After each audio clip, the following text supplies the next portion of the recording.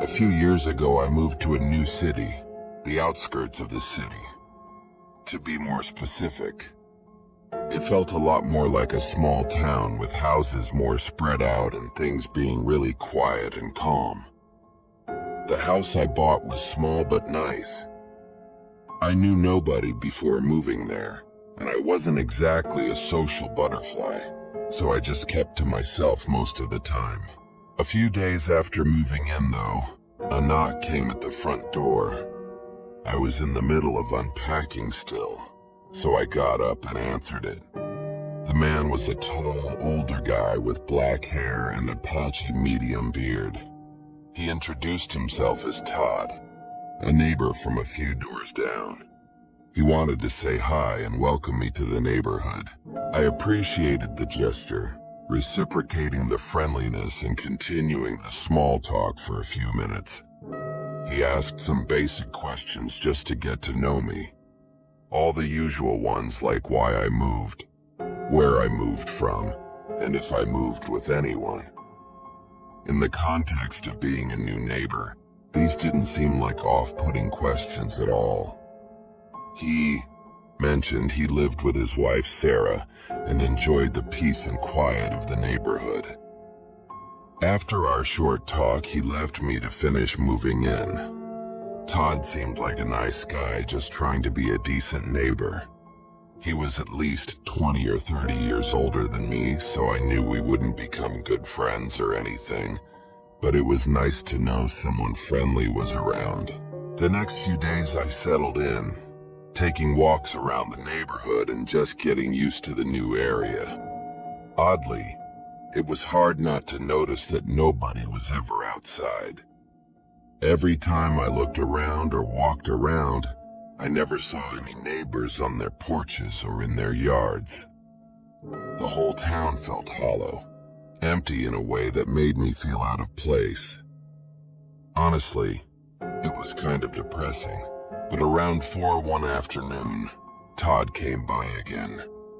He wanted to let me know that he and his wife were having a get-together with a bunch of the other neighbors for dinner that night at 7:30 at his place. He said it'd be a great opportunity for me to get to meet all the other nice people around here.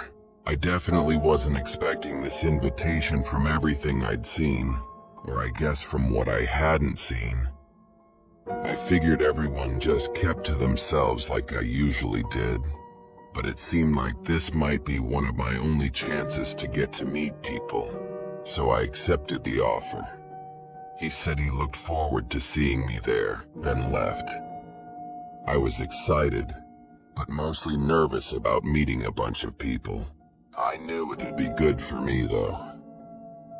Come 7:30, I got ready and started walking over to his place. The whole neighborhood was dark and silent, peaceful, but also a little strange feeling again, giving that hollow sense like I was somehow all alone.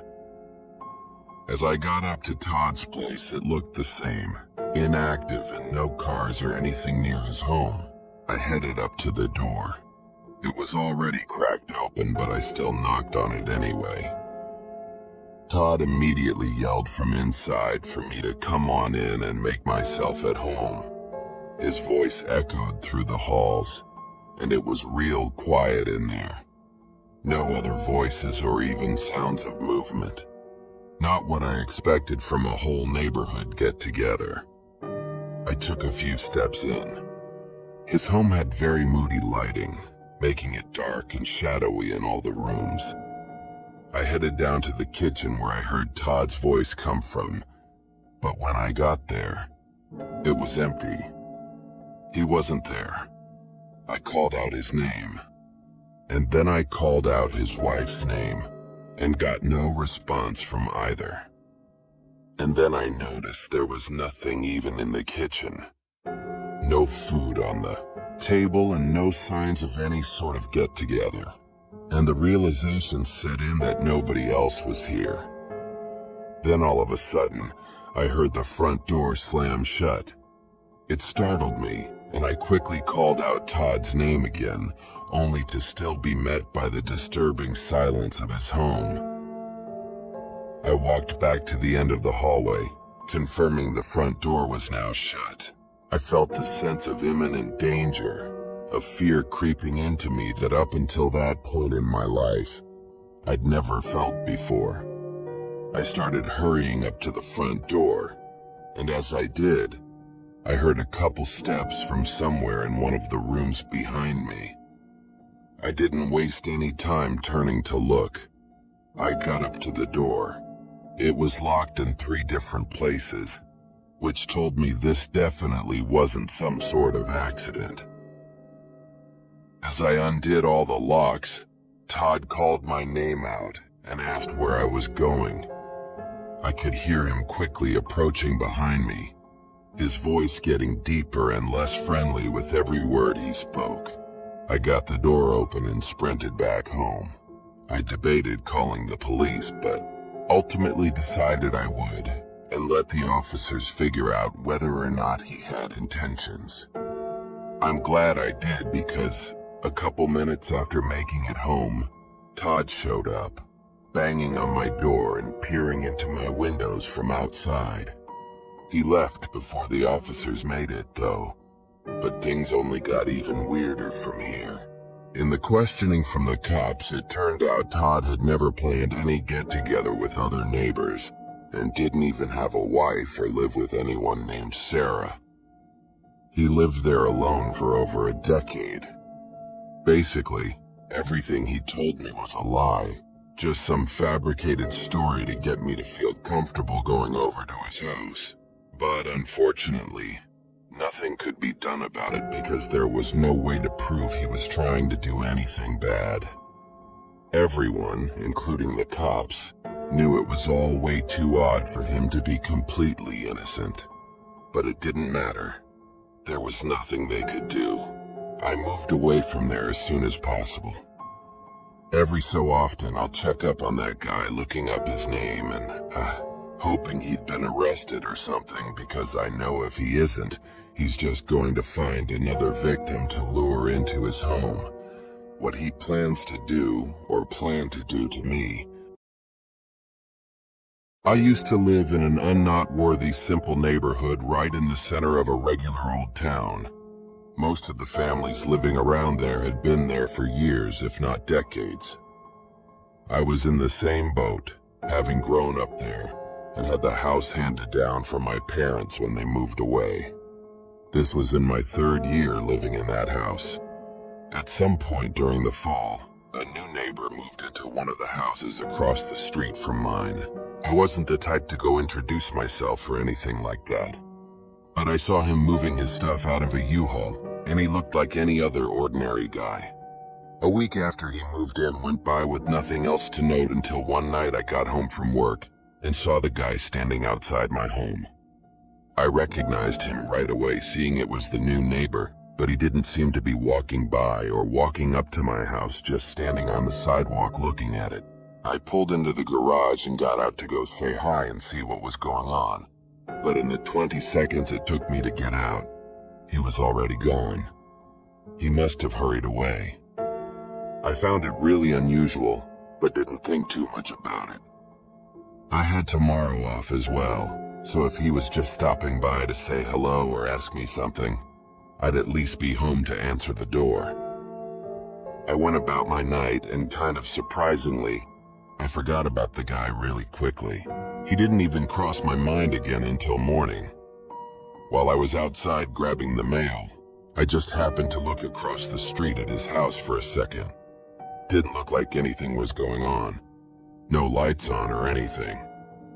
Though just before I looked away, I caught a glimpse of something move in the upstairs window. I did a double take, but all that was left were the blinds shifting back and forth like he'd just been standing there, maybe watching me. I got a little unsettled, but I got my mail and went back inside. Could have been a coincidence or him just scoping out the new neighborhood. I tried to not worry myself. I spent the day doing chores I'd been putting off, then just chilling, watching Netflix, YouTube, all the regular stuff. I did occasionally peek out the windows just to see if he was out there. Sort of a gut feeling I kept having that I was being watched. A Every time I looked, though, I didn't see anything. Once the sun set, I thought surely I was good for the night, but I did one more look out the window, and that's when I saw him again. He was standing at the end of my driveway. I don't know what it was about the way he was standing, but for some reason I was sure he'd just come from the top of my driveway, like he was close up to my house just a moment ago. I went to the front door and opened it, walking out toward him. I wasn't trying to come off as angry. If anything, I think I was being too friendly. I just wanted to ask him what was up and make sure everything was cool.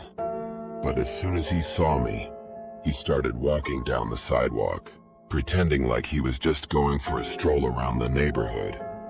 I called out a couple times only to be ignored. So once I got halfway down the driveway and realized he wasn't going to turn around, I just gave up and went back inside. Now I was really sketched out. I thought I had to be missing something. New neighbor guy constantly looking at my house and even caught staring at me from his window. It was all so creepy and happening for seemingly no reason at all. I stayed up for another couple hours. I saw nothing else, but I still didn't feel great when I went to bed. Took a while to fall asleep, still with that aching gut feeling that I was being watched. I don't know how, but I did manage to pass out at some point. Although, I woke up in the middle of the night in a cold sweat. My whole body sat up quickly, and I felt incredibly uncomfortable, like something was going on. Yet the whole house was silent. I was so awake though, eyes wide open and heart beating rapidly. I turned the lamp on next to me and looked around. Everything seemed okay. The room was quiet, and it honestly looked like nothing was happening. But that sinking gut feeling that I was being watched still remained, still pressuring me to not write this off as nothing. I got out of bed and went up to the door. I reached out to open it, but in the act of unlocking it, I had this feeling that what I was doing was wrong, that maybe I shouldn't just unlock it and look around. So I left it locked and instead put my ear up to the door. After a moment, I could hear soft creaks in the hallway. Wasn't sure if it was the house or something else, so I knelt down and looked under the door. The lights weren't on out there, but I saw nothing on the other side of the door. I stayed knelt down for a few seconds, and then something suddenly moved past it. I jumped back, trying not to make a sound. The creaking instantly stopped. He heard me. After a moment of hesitation, several loud footsteps moved along the floor and right up to the other side of the room. I was still in shock, trying to be as quiet as possible, sitting up against the front of my bed. I could see the shadow of his boots under the door. They started shifting around, and then suddenly I couldn't see anything. The whole bottom of the door was covered up by something. I leaned a bit closer. It took a second to make out what it was, but just barely. I saw an eye looking back at me. He was looking under the door. I jumped up, ran around, and got my phone. My hands were shaking so badly it was difficult to even dial 911. I could hear him moving around outside the room too, thumping on the floor. It seemed that by the time the police were on the way, and I was done with the phone call, he was gone. The whole house was quiet again. I didn't risk checking around though, just in case he was hiding. When cops arrived, they found the house to be empty. I immediately told them my suspicions of the neighbor across the street from me. They went over and talked to him. It was clear he'd been awake for a while. When he answered the door, despite it being 2 a.m., apparently, one thing came to another, and the guy blew his cover, accidentally admitting to something he shouldn't have known. They took him in and were able to get the full story out of him, confirming he was the one that broke into my home that night, and he'd been watching me for a lot longer than I was aware of. It wasn't clear how he even found me, or even why me in general, as we had never even met before. cops found his search history having my name in it several times over the course of the last month, even prior to him moving to the neighborhood. There's a chance he even made the move specifically to be right across from me. He had some other similar weird stalking cases in the past, so they didn't let him off easy.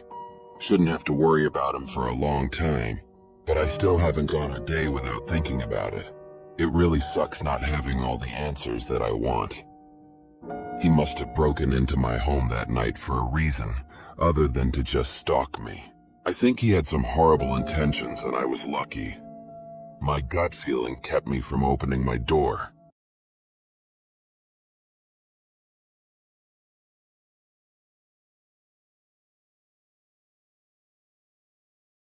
In my late 20s, I moved a few towns over for work. The experience went fairly smooth, I thought.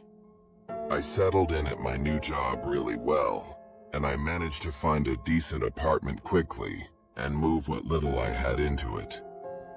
The building was small, just 6 units and only 2 per floor. So essentially, there was just a flight of stairs going up to each story, where there were 2 doors across from each other for the 2 rooms on each floor.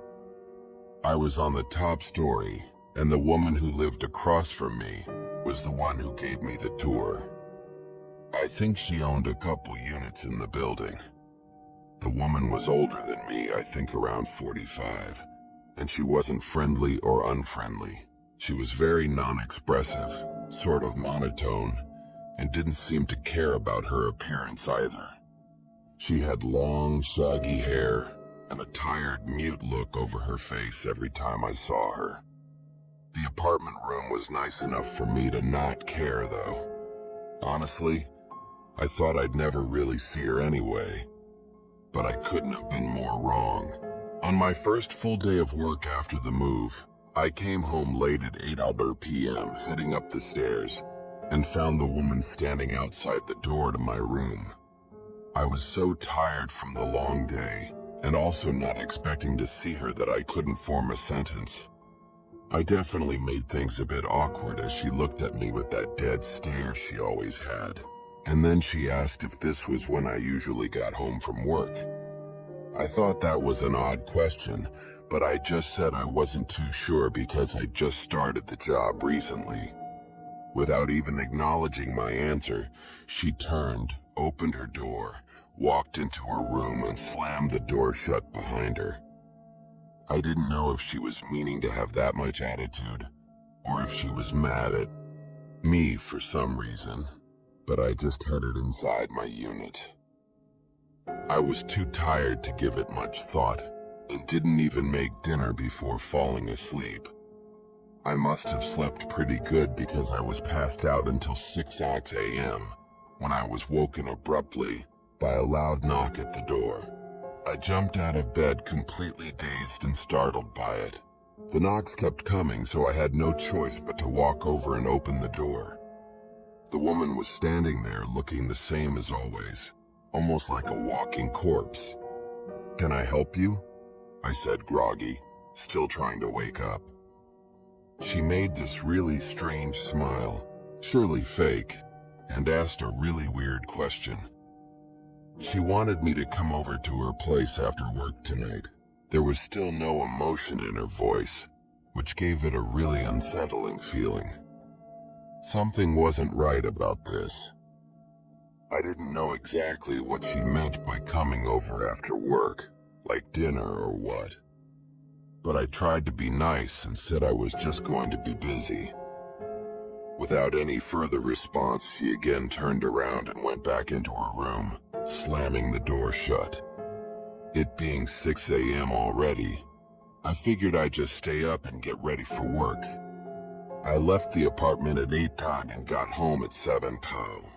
Thankfully, the woman wasn't outside my door, so this time I was able to get into my unit and rest without any weird conversations. I really wasn't sure what was up with her.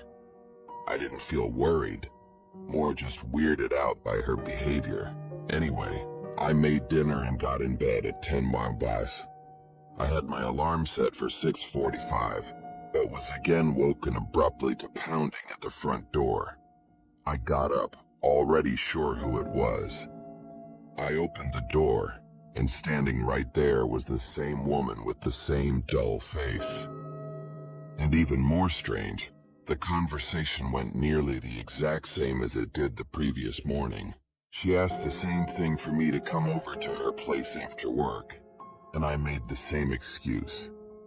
She went back into her apartment and slammed the door, and I was left just confused and uneasy about the whole thing.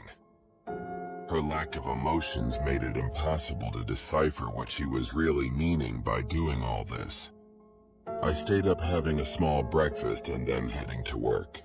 The day was long once again, staying in the office until at least 8, but probably closer to 8:30. I didn't make it back to the apartment until 9:15. The whole lot was empty and quiet. Nobody outside, and all the lights in the building were off, as most people were probably getting in bed by then. I hoped this meant the woman wouldn't bother me tonight and I could just slip in unnoticed. I parked and got inside, going up the stairs and trying not to be too loud. When I got up to my room, she wasn't there. I sighed in relief and put my key in the door, but something was off. It was already unlocked. I froze for a second, the realization hitting me. She had to be the only other person that could unlock it. But still, in the moment though, I couldn't fully believe it. I mean, the lady was creepy and all, but surely not that creepy. There was no way this was as bad as I was thinking.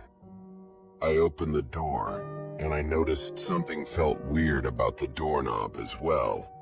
But I didn't pay attention as I had a more pressing situation I was focused on. The door closed behind me as I took a few steps into my apartment. The lights were all off just like I left them, but my bedroom door was open. I could hear my heart beating as I walked up and looked into my room.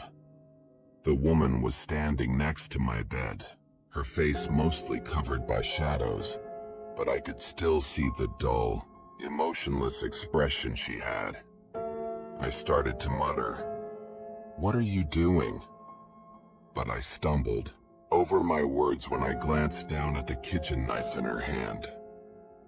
After the moment of shock, I ran for the door. I grabbed the handle and tried to swing it open, but almost lost my footing as I wasn't expecting it to not budge. It was stuck in the doorway. The knob wouldn't even move. I immediately knew the woman had rigged the door so it locked me inside with her. In that moment, I suddenly felt adrenaline fill me. And rather than being scared, I was pissed off at whatever this psycho lady was doing. She came at me still holding the knife, but I don't think she was expecting a fight because I was very easily able to catch her off guard and get the knife away from her. I held her down and called the police, keeping her under control until they got there. It was only after they got her in handcuffs that I noticed she'd actually gotten a quick slash on the back of my arm. Nothing too bad, but once the adrenaline was gone, it wasn't exactly painless. Anyway, she apparently had some serious disorders and wasn't taking the proper medication for the last several months leading to her having an episode. That was the excuse I got from her family, but it didn't really change anything. In the end, though, everything worked out okay. I was able to handle myself and didn't have any lasting impacts from the whole ordeal. It definitely could have been 1,000 times worse, though.